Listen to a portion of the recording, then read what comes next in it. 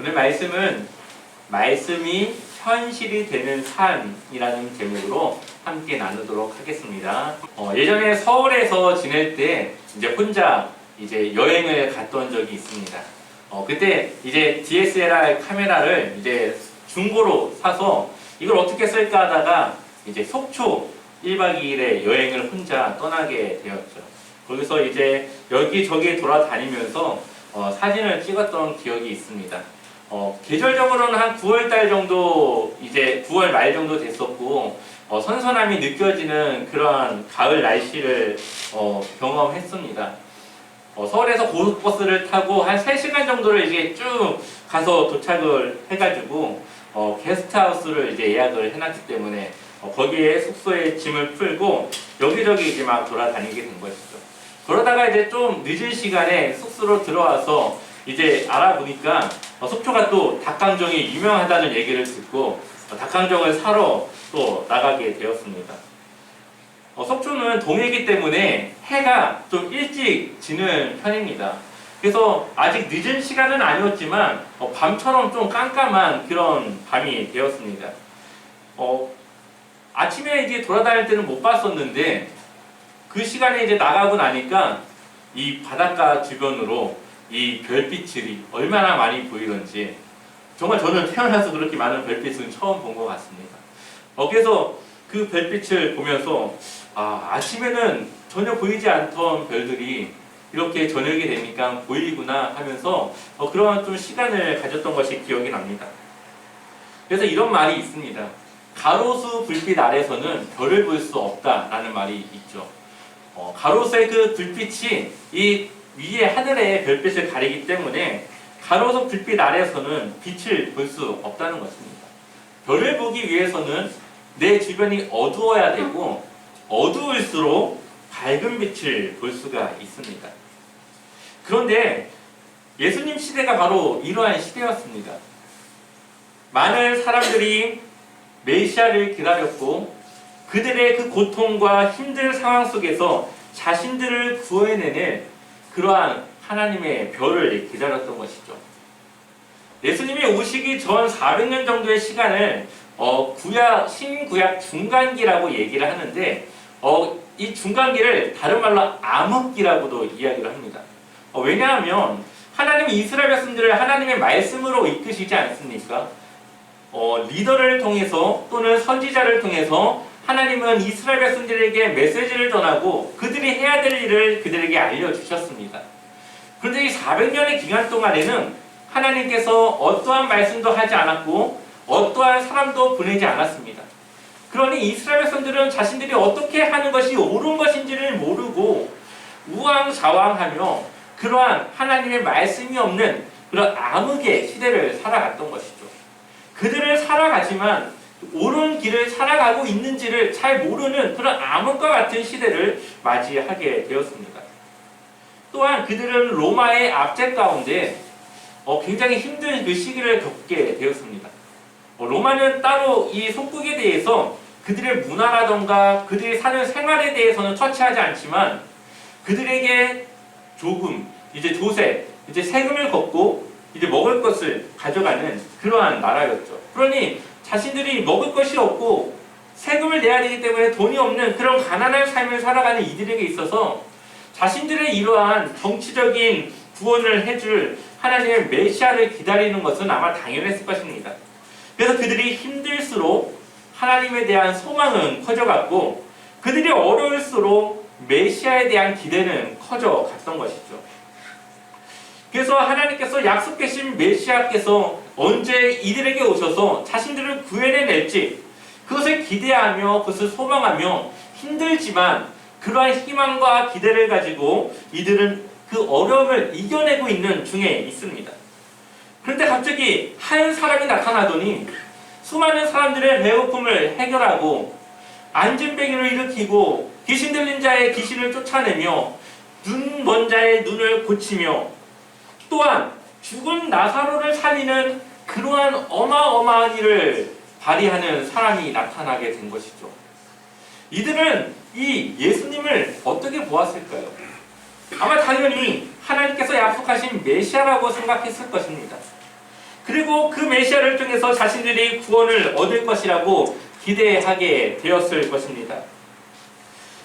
예수님이 하실 일은 이제 왕의 자리에 앉아서 자신들을 구원해 낼 것이고 자신들의 어려움을 해결할 것이라고 하는 기대를 갖게 되었습니다. 이제는 예수님께서 예루살렘 성에 입성하십니다. 이들을 예루살렘 성에 입성하시는 예수님이 이제 곧 왕의 자리를 대체할 것이라고 생각을 하며 호산나 다윗의 자손이라면서 예수님을 맞이하게 되는 것이죠. 자, 이제 예수님은 이들을 위해서 무엇을 해야 될까요? 당연히 이들의 생각으로는 빨리 왕의 자리를 탈환해야 될 것입니다. 그런데 예수님은 이들에게 이렇게 말씀하십니다. 요한복음 12장 32절을 보니까 내가 땅에서 들리면 모든 사람을 내게로 이끌겠노라 하시니 아멘. 여기서 들린다는 말은 무엇입니까? 한마디로 죽어야 된다는 말입니다. 지금 사람들의 기대는 예수님이 언제 이 왕의 자리를 탈환하는가에 대한 기대가 있는데 예수님은 이들의 기대를 다 무너뜨린 채로 나는 죽어야 돼. 그래야 많은 사람들이 내게로 올 수가 있어 하고 이야기를 하는 것이죠. 완전히 이들의 기대가 무너지는 한마디였습니다. 그들이 생각했던 메시아, 그들이 생각했던 기대했던 그들의 생각과 전혀 다른 모습으로 예수님께서 자신은 죽어야 된다라고 말하고 있는 것이죠. 이어서 34절에 이렇게 대답합니다. 한번 같이 읽어볼까요? 34절 함께 읽어보겠습니다. 이에 우리가 대답하되 우리는 율법에서 그리스도가 영원히 계시다함을 들었거늘 너는 어찌하여 인자가 들려야 하리라 하느냐? 이 인자는 누구냐? 아멘. 이들이 말하는 율법은 아마 그들이 가지고 있던 구약 성경이었을 것입니다. 그런데 이 구약 성경 어디에도 이 메시아는 영원히 있어야 된다는 말은 사실 찾아보기가 힘듭니다. 그러니 이들의 생각 속에는 메시아는 당연히 그들과 영원히 함께 있을 것이라고 하는 그런 추측에서 나오는 말이라고 볼 수가 있는 것이죠. 그들의 기대에 대한 메시아의 모습은 죽지 말아야 되고 영원히 자신들과 함께 해야 되는 것이 그들이 기대하는 메시아의 모습인데 예수님은 그들의 기대에 부응하지 못하는 말을 지금 하고 있는 것이죠. 그러니 그들은 혼란을 느낄 수밖에 없습니다. 예수님이 분명히 행하시는 일들은 메시아의 모습인데 그런데 예수님이 하는 말은 그들이 기대하는 메시아의 모습과는 다르기 때문이죠. 이때 예수님은 빛에 대해 말씀하십니다. 36절을 보면은 너희에게 아직 빛이 있을 동안에 빛을 믿으라. 그리하면 빛의 아들이 되리라. 예수께서 이 말씀을 하시고 그들을 떠나가서 숨으시니라. 아멘. 예수님은 빛 대신 예수님을 믿어야 하고 그 예수님을 따라야만 빛의 아들이, 빛의 자녀가 될 수 있다라고 말씀하십니다. 그리고 빛이 있을 동안에 믿어야 된다라고 말씀하시죠. 그러니 그들에게 믿을 수 있는 기회가 있을 때에 믿어야 된다라고 말씀하시는 것입니다. 우리는 이 말씀을 통해서 한 두 가지 정도를 생각해 볼 수가 있습니다. 첫 번째로는 예수님을 믿지 않는 자들은 어둠에 있다는 것입니다. 어둠은 빛이 없는 상태이죠. 정말 어두울 때는 내 손과 발이 어디 있는지도 모를 때가 있습니다. 내 몸이고 내 손이고 내 발이지만 그것조차도 보이지 않아서 어떻게 행동해야 되는지 헷갈리는 때가 있죠. 눈앞에 장애물도 보이지 않아서 늘 더듬거리며 앞을 나아가야 합니다. 그래서 의지와 상관없이 다치기도 하고 부딪히기도 하고 큰 일을 당하기도 합니다. 마찬가지로 예수님이 없는 인생은 어둠 가운데 있는 인생이라는 것이죠. 그렇기 때문에 늘 두렵고 불안합니다. 세상에서 성공했다고 말하는 사람들, 흔히 재벌이고 부자인 사람들, 그들이 겉으로 볼 때에는 정말 돈이 많아서 걱정이 없는 것 같지만 그들의 마음속에는 늘 불안함이 있습니다. 왜냐하면 돈은 있지만 이것이 옳은 삶인지, 이것이 정말 내가 인간으로서 살아가야 될 삶인지에 대한 그런 회의감과 불안함과 이 두려움이 있다는 것이죠. 그러니까 자신의 인생을 살아가지만 자신의 인생이 옳은 인생으로 살아가고 있는지에 대한 확신을 갖지 못하는 겁니다. 그러니 그 불안함을 이기기 위해서 여러 가지를 의지하게 되고 그러다 보면 사이비 종교에도 빠지게 되고 이 종교 저 종교를 이제 돌아다니면서 뭔가 마음의 그 편안함을 얻기 위해 종교를 찾아다니게 되는 것이죠. 둘째로 인생의 올바른 방향으로 나아가기 위해서는 반드시 예수 그리스도를 만나야 된다라는 이 핵심을 우리에게 주고 있습니다.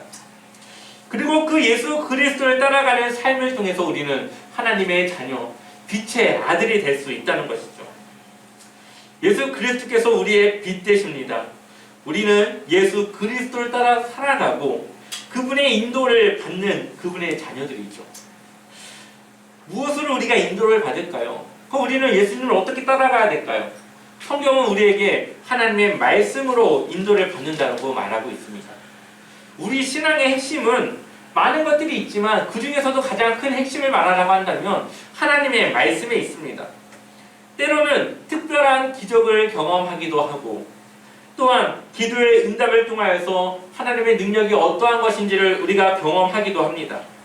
그런데 우리의 그 신앙에 하나님의 말씀이 중심으로 서지 않고 우리의 신앙의 중심이 이 말씀이 되지 않는다면 그거는 금방 꺼져버리는 성냥개비와 같은 그런 잠깐 반짝이는 신앙밖에 되지 않는다는 것이죠. 오늘 예수님과 함께 대화하고 있고 함께 자리하고 있는 이 많은 무리들이 바로 그러한 사람들이었습니다. 이들은 예수님의 능력을 봤던 사람들도 있고 들었던 사람들도 있고 그러한 들었던 것에 대해서 믿음을 갖고 있는 사람들이 지금 예수님을 따르고 있는 것입니다. 누구도 예수님이 가진 능력에 대해서 의심하지 않습니다. 그것은 그들이 분명한 사실로 받아들이고 있습니다. 그런데 이들의 모습을 보게 되면은 예수님의 능력을 사실로 받아들이는 것과 예수님을 믿는 것은 약간 별개의 문제라고 보여집니다. 그들의 능력을 보았든 경험했든 그것을 들었든지 그것이 모두 다 예수님을 믿는 믿음으로 연결되지는 않는다는 것이죠. 오늘 우리가 이것도 본문의 말씀 37절을 보게 되면은 이렇게 많은 표적을 그들 앞에서 행하셨으나 그를 믿지 아니하니 라고 기록되어져 있습니다. 예수님의 그 어마어마한 기적들을 보았지만 정말 우리는 살아가면서 평생 한번 볼 수 없는 한번 볼까 말까한 기적들을 이들은 수차례 보았지만 여전히 많은 무리들은 예수님을 믿지 않고 있습니다. 왜 그럴까요? 42절 한번 읽어볼까요? 42절 함께 읽어보겠습니다. 그러나 갈릴리 중에도 그를 믿는 자가 많되 바리새인들 때문에 드러나게 말하지 못하니 이는 실교를 당할까 두려워함이라. 아멘. 예수님에 대한 믿음을 가진 사람들도 있습니다. 그렇지만 그들은 자신들의 믿음을 드러내지 못하는 반쪽짜리 믿음을 갖고 있는 것이죠.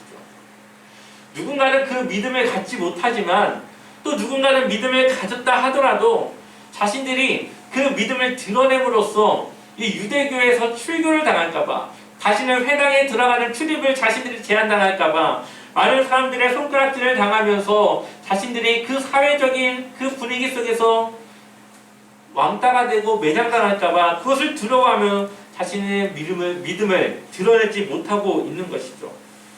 이러한 사람들에 대해서 43절은 그들은 사람의 영광을 하나님의 영광보다 더 사랑했다라고 말하고 있습니다. 우리의 신앙은 어떠합니까? 여러분들의 신앙은 어떠한 신앙과 어떠한 믿음으로 나아가고 있습니까?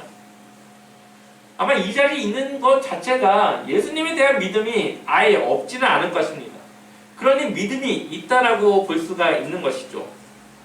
그렇다면 우리는 우리의 믿음이 43절과 같이 사람의 영광을 더 사랑하는지 하나님의 영광을 더 내가 바라는지 이 두 영광 가운데 내가 어떤 쪽을 더 선택하고 있는지를 한번 돌아봐야 할 것입니다. 예수님에 대한 믿음을 가졌지만 그것을 드러내는 것에 대한 두려움을 갖거나 또는 그것으로 인해서 불이익을 당할까 걱정되어서 그것을 숨긴다면 교회 안에서의 신앙과 교회 밖에서의 신앙이 다르다면 그것은 하나님의 영광보다도 사람들에게 인정받거나 사람들을 통해서 내가 좀 더 안정을 느끼기 위한 그러한 영광을 더 바란다고 볼 수가 있는 것입니다. 36절을 보게 되면은 빛을 믿어야만 빛의 아들이 된다라고 말씀하고 있습니다. 빛의 아들은 제자의 삶을 살아가는 그리스도인이라고 볼 수가 있는 것이죠. 빛을 드러내며 살아가는 이들을 말하고 있습니다. 결국은 하나님의 말씀을 따라 살아가는 이들이 빛의 아들이 되는 것이고 주님의 제자라고 우리가 말할 수 있는 것입니다. 세상은 이러한 주님의 제자를 원하고 있죠. 많은 사람들이 돈만 바라는 것 같고, 많은 사람들이 세상의 성공을 따라가는 것 같고, 많은 사람들이 정말 법도 무시하고 살아가는 것 같이 보이지만 그들의 마음 한편에는 나는 그렇게 하지 못하지만 누군가는 이 사회 속에서 정의롭게, 또 사회의 이 질서 속에서 나와 다른 누군가를 바라고 그것을 희망하며 그것을 이 세상이 어둡지만 그것을 어둠을 밝혀줄 수 있는 누군가를 바라고 있다는 것입니다.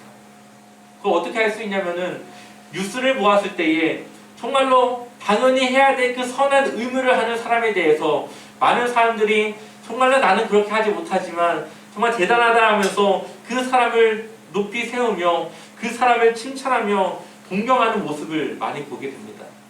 그러니 세상이 어두울수록 그 어둠을 밝혀줄 수 있는 누군가를 세상을 바라고 나는 할 수 없지만 누군가는 그 일 가운데 나를 대신해서 해주기를 바라는 그런 마음들이 있는 것이죠.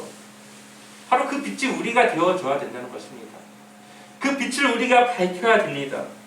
세상이 삭막해지고 죄로 가득하고 물질 만능주의로 그렇게 살아갈 때에 더욱더 빛은 필요하고 누군가는 그 빛을 밝힐 수 있는 그러한 역할을 해야 됩니다. 우리가 세상과 다르다고 하는 것은 우리가 신분이 다르고 소속이 다르기 때문입니다. 우리는 빛의 자녀이고 하나님 나라에 속한 하나님 나라의 시민이고 하나님의 자녀입니다. 그런데 우리는 달라야 하는 것이죠. 우리는 하나님 나라의 그러한 통치 아래 살아가기 때문에 우리는 세상과 당연히 다른 삶을 살아가야 됩니다. 그러한 다름을 세상 가운데 보여주고 그 빛을 보고 사람들이 그 빛을 향해 나오게끔 하는 것이 우리가 해야 될 역할이고 우리가 해야 될 일입니다. 예수님은 왜 다릅니까? 예수님은 왜 우리가 다르다고 생각합니까? 예수님은 우리를 위해서 죽으셨기 때문입니다. 예수님이 죽은 것은 나이가 들어서 죽거나 자신의 죄가 있어서 죽거나 아니면 병이 들어 죽은 것이 아니라 뭔가 죽을 이유가 있어서 죽은 것이 아니라 우리를 살리기 위해서 죽지 않아도 될 예수 그리스도께서 희생하시고 그 희생을 위해서 우리를 위해 죽으신 것이죠. 왜 그러셨습니까? 24절을 보게 되니까 요한복음 12장 24절 한번 같이 읽어볼까요? 함께 읽어보겠습니다.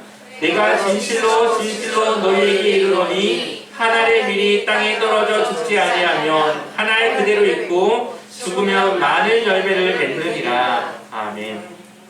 예수님의 죽음은 더 많은 열매를 맺기 위한 것이었습니다. 하나님의 밀이 누굽니까? 바로 예수님이시죠. 그 밀이 땅에 떨어지듯이 예수님은 하늘에서 땅으로 내려오셨습니다. 그리고 밀이 땅에서 썩어져야 되듯이 예수님은 죽으셨고 그 죽음을 통해서 그 세상에 하나의 밀알이 되셨던 것이죠. 그의 죽음을 통해서 인류는 구원받게 되었고 그의 부활을 통해서 우리도 부활받을 수 있는 그러한 하나님의 자녀가 된 것입니다. 예수님의 사랑과 희생이 온 인류를 구원하였고 이제 우리는 그것을 믿기만 하면 그 구원에 동참하고 하나님의 그 능력을 우리가 볼 수 있고 경험할 수 있게 되는 것이죠. 이것이 바로 빛의 자녀의 특권이고 또 그리스도 안에서 우리가 살아가야 될 우리의 삶이라고 말하고 있습니다. 그 전에는 누구보다 정말로 저주받은 인생이라고 내 인생을 탓하고 정말 왜 나에게만 이러한 일이 일어나는지 그러한 인생에 대해서 저주스러웠는데 이제는 그 인생 때문에 예수님을 만나고 이제 그 인생 때문에 예수님의 제자가 되고 하나님의 자녀가 되고 난 이후에는 바로 그러한 삶이 하나님의 계획이었고 내 인생에 가장 필요한 축복의 시간이었음을 우리가 고백할 수 있게 되는 것이죠. 인생의 어려움을 통해 예수님을 만났다면 그 어려움은 오히려 축복으로 우리는 봐야 하는 것입니다. 우리는 인생의 끝자락에서 예수님을 만날 수 있는 기회를 많이 얻게 됩니다. 많은 사람들이 배고프지 않고 힘들지 않고 넉넉한 삶을 살아갈 때에는 하나님에 대해서 생각하지 않지만 내 힘에 부치고 내가 할 수 없는 일을 부딪히고 내가 정말로 혼자 할 수 없는 그 상황 가운데 놓였을 때에 나를 도와준 누군가를 찾게 되고 그러다가 하나님을 만나게 되는 것이죠. 예수님은 늘 예수님의 능력을 필요로 하는 사람들과 함께 하셨습니다. 세상에서는 소외받고 또 손가락질 받지만 오히려 그들은 그러한 삶을 통해서 예수님을 만날 수 있게 된 것이죠. 특별히 사마리아 여인을 통해서 예수님을 만났던 사마리아인들, 이 사마리아인들은 예수님의 말씀을 듣고 많은 사람들이 하나님의 자녀가 되었고 그 믿음을 가졌다고 기록하고 있습니다. 우리의 믿음은 결국 말씀에 순종함으로 증명되는 것입니다.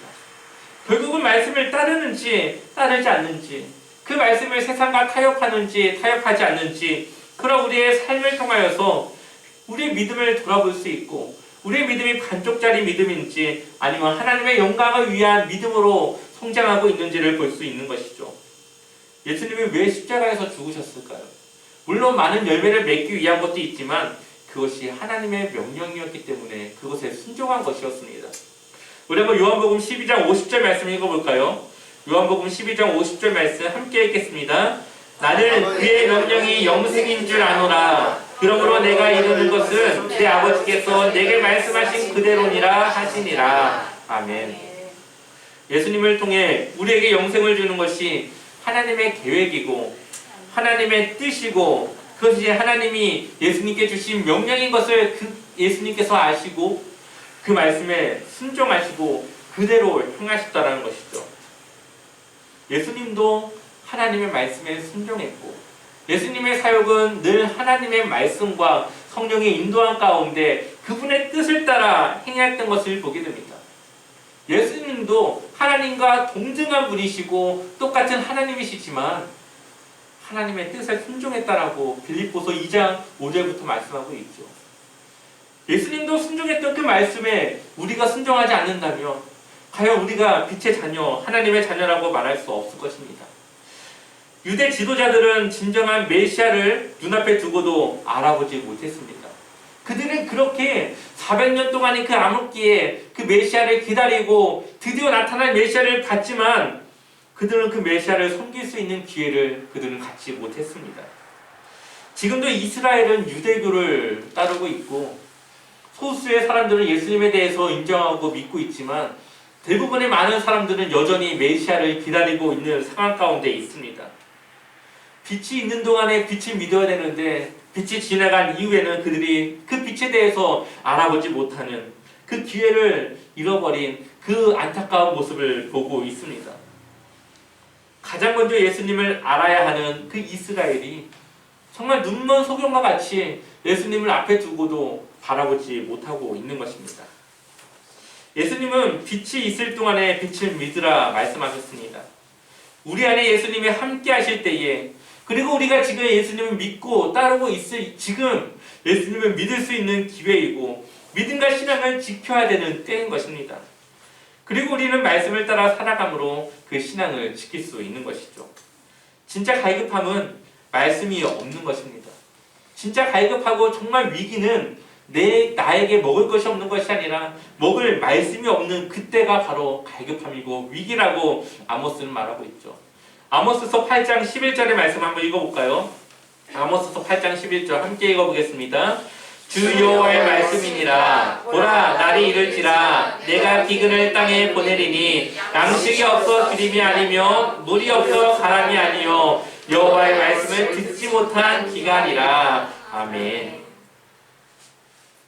아모스 선지자는 하나님께서 주시는 그 기갈과 기근이 먹을 것이 없어서가 아니라 하나님의 말씀이 더 이상 그들에게 내리지 않아 그들이 영적으로 기갈하고 아주 척박하고 힘든 삶을 살아갈 것이라고 말하고 있습니다.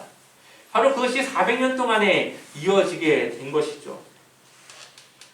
우리의 삶에 아무리 많은 먹을 것과 쓸 것이 있어도 말씀으로 영적으로 우리가 채워지지 않는다면 우리는 아주 메마르고 공허한 삶을 살아갈 수밖에 없을 것입니다. 하나님과의 교제가 끊기고 하나님의 뜻을 내가 이제는 더 이상 알 수 없고 분별할 수 없고 더 이상 그리스도인의 모습으로 빛의 자녀로서 우리의 정체성을 잃어버리게 된다면 그것만큼 안타까운 일이 어디에 있겠습니까? 우리가 하나님의 말씀을 알고 있다면 그 말씀은 이제 우리의 현실로 우리는 살아가야 되고 말씀이 나의 삶을 통해서 현실이 되어지는 삶을 통하여서 우리는 빛의 자녀, 하나님의 귀한 제자의 삶으로 우리는 나아갈 수 있는 것입니다. 기독교의 정체성은 사랑입니다. 사랑은 헌신이고 희생인 것이죠. 그래서 요한복음 12장 25절을 보게 되면은 자기의 생명을 사랑하는 자는 잃어버릴 것이요 이 세상에서 자기의 생명을 미워하는 자는 영생하도록 보존하리라. 아멘. 아까 그 유대인들이 예수님을 믿었지만 그들이 왜 그것을 드러내지 못합니까? 자기의 생명을 사랑하니까 그렇게 되는 것이죠. 근데 하나님의 말씀은 우리가 자기의 생명을 미워해야 영생하도록 보존할 수 있다라고 말하고 있습니다.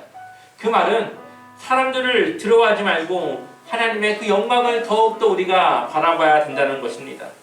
예수님이 그러신 것처럼 우리도 우리의 생명을 주를 위해 희생할 때에 오히려 우리의 삶은 더 풍성한 삶으로 나아갈 수 있습니다. 그것이 하나님께서 우리에게 주시는 약속입니다. 이제 사람들로부터 얻는 영광이 아니라 하나님의 영광을 사모하고 그리스도인다운 삶으로 나아가시기를 주님의 이름으로 축원합니다. 그래서 여러분들을 통하여서 하나님의 말씀이 그냥 하나의 이야기가 아니라 사실적으로 살아있는 그 하나님의 말씀임을 증명하며 그 말씀이 현실이 되어지는 삶으로 하나님의 영광을 드높이는 그러한 주님의 귀한 제자 되기를 소망합니다.